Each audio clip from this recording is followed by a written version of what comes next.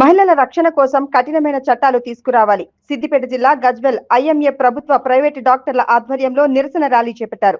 కలకత్తాలో జరిగిన ఘటనల బాధ్యులైన వారిని వెంటనే శిక్షించాలని, వారం రోజులైన దోషులను గుర్తించకపోవడం బాధాకరమని, మహిళల రక్షణకై కఠిన చట్టాలు రూపొందించాలని, ఘటనకు బాధ్యులైన వారిపై వెంటనే చర్యలు తీసుకోవాలని డిమాండ్ చేశారు. గజ్వెల్ ఐఎంఏ సంఘం బాధ్యులు.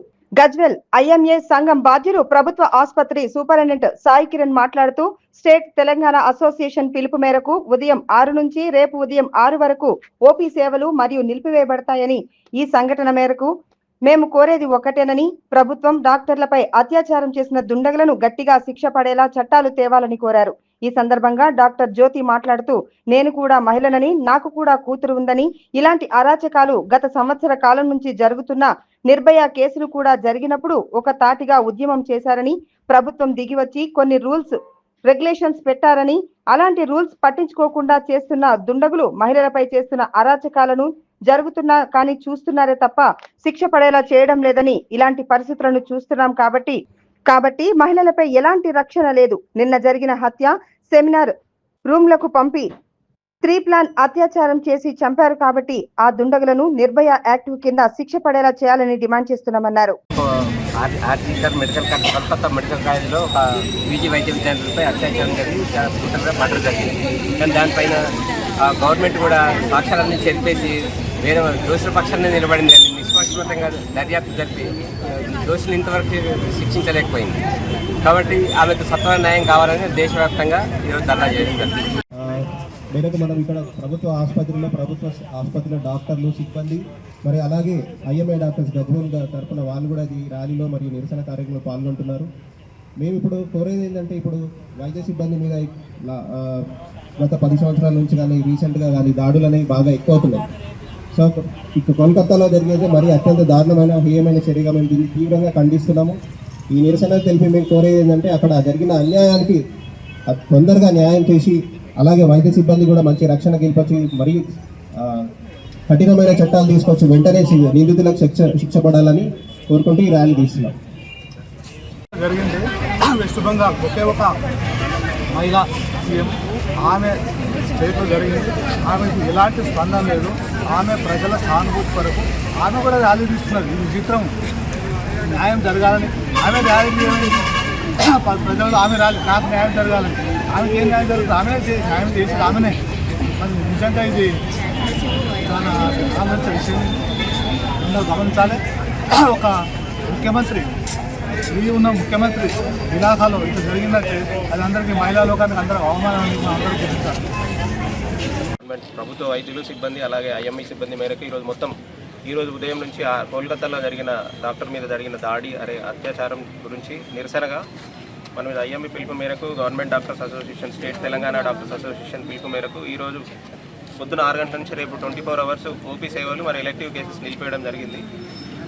ఈ సంఘటన గురించి ఆల్రెడీ అందరూ మాట్లాడారు. మేము గట్టిగా కోరేది ఏంటంటే, ఇప్పటికైనా ప్రభుత్వం ఇది డాక్టర్ హత్యగా కాకుండా ఒక మహిళ హత్యగా, మహిళలకు రక్షణ సంబంధించి దాని మీద చర్యలు గట్టిగా తీసుకోవాలని, ఆ చట్టాలను కూడా స్ట్రిక్ట్గా అమలు పరచాలని డిమాండ్ చేస్తూ, మళ్ళీ ఇదే ప్రొటెస్ట్ కూడా ఎక్కడ ఏమైనా జరిగినా అందరు మేడం కానీ సార్ గారు చెప్పినట్టు ఇది ఒక డాక్టర్ మీద కాకుండా ఒక మహిళ మీద ఎక్కడైనా ఎవరైనా అన్ని సంఘాలు ముందుకొచ్చి ఖండిస్తే దీన్ని ఇంకా ఉధృతం చేయగలుగుతాం, వెంటనే న్యాయం చేకూర్చిన వాళ్ళు అవుతాం. Thank you.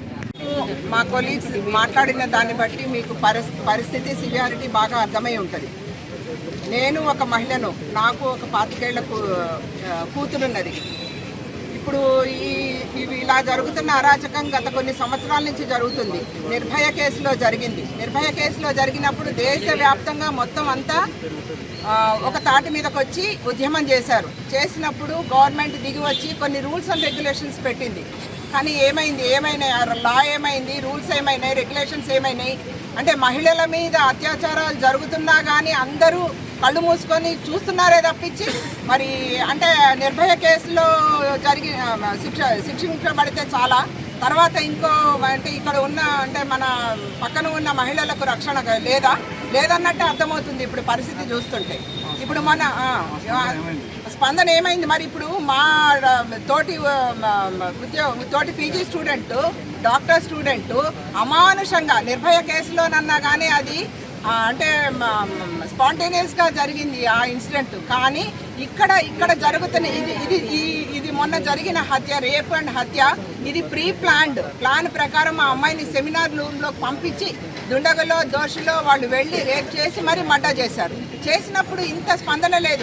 మేము డాక్టర్స్గా మేమొక్కడమే స్పందిస్తున్నాము, మేమొక్కడమే బాధపడుతున్నాము, బయటకు వస్తున్నాం. కానీ మరి గజ్వెల్లో నేను ఇవాళ చూసాను, నేను అనుకున్నాను అన్ని సంఘాలు మొత్తం అడ్వకేట్స్ ఆర్గనైజేషను, టీచర్స్ ఆర్గనైజేషను, మహిళా ఆర్గనైజేషన్స్, ఎన్నో ఆర్గనైజేషన్స్ ఉన్నాయి. వాసవి క్లబ్ అని ఉన్నది, ఇంకా వేరే లయన్స్ క్లబ్ ఉన్నది. ఏవి వాళ్ళందరూ ఏరి మరి అంటే వాళ్లకు మహిళా రక్షణతోటి ఈ దేశంలో సంబంధం లేదా?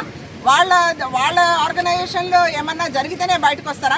కాబట్టి నేను అనేది ఏంటంటే ప్రతి ఒక్కరు దీనిలో పాల్గొని దీన్ని ఉధృతం చేసి దీనికి దోషులను శిక్షించి మా మహిళలకు ఇంకా రక్షణ కావాలి. అంటే మేము కాదు, రాబోయే జనరేషన్స్ ఎన్నో ఉన్నాయి. ఇప్పుడు ఆడపిల్లల్ని బయటకు పంపించాలి, మెడిసిన్లో జాయిన్ చేయాలంటేనే భయపడే పరిస్థితి వస్తున్నది. ఇప్పుడు అలాంటి సిచ్యుయేషన్ లేకుండా అందరూ ఆనందంగా ఆడపిల్లలు కూడా బయటకు వచ్చి చదువుకునే ఇది